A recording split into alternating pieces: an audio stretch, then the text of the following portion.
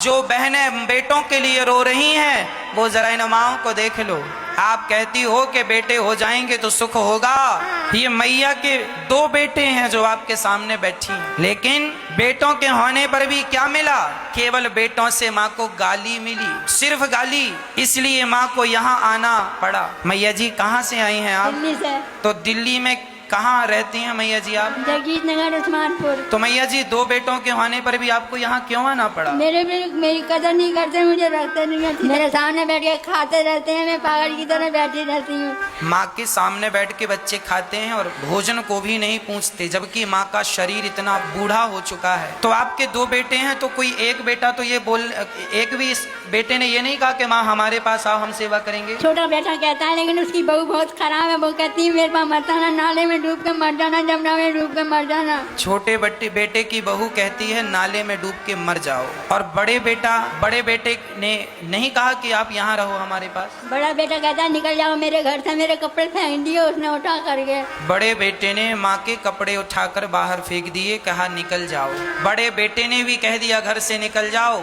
छोटे बेटे की बहू ने कह दिया नाले में कूद के मर जाओ। इस उम्र में जब ठीक से खड़ा नहीं हुआ जाता, इस उम्र में जब शरीर जर्जर हो गया है, तो बताओ फिर दो बच्चों को माँ बाप क्यों पैदा करते? इसीलिए ना कि इस उम्र में ये सहारा बने।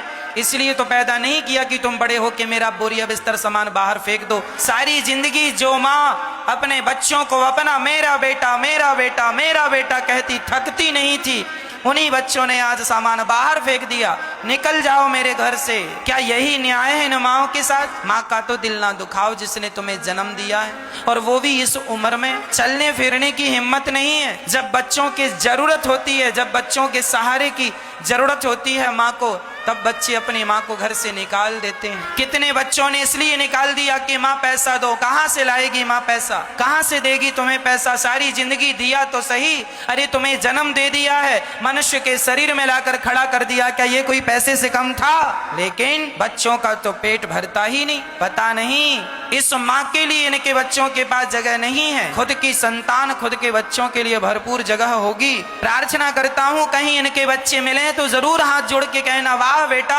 अपनी माँ के साथ क्या ऐसा व्यवहार करना शोभनीय है? क्या अपनी माँ को बुढ़ापे में इतने आंसू देना तुम्हारे लिए यही ठीक लगा तुम्हें? अरे खुशियां तो दे ना सके, आंसू और दे दिए। कहाँ जाएंगी ये माँ? इसलिए यदास अनिरुद्ध ने इन माओं के रहने के लिए गौरी गोपाल वृद्धाश्रम बनाया है। वो पति के घर को भले ना कह सकें कि ये मेरा है, बेटे के घर को भले ना कह सकें कि ये मेरा है, पर गौरी गोपाल वृद्धाश्रम में रहती हुई माँ ये कह सकती है कि ये घर मेरा है।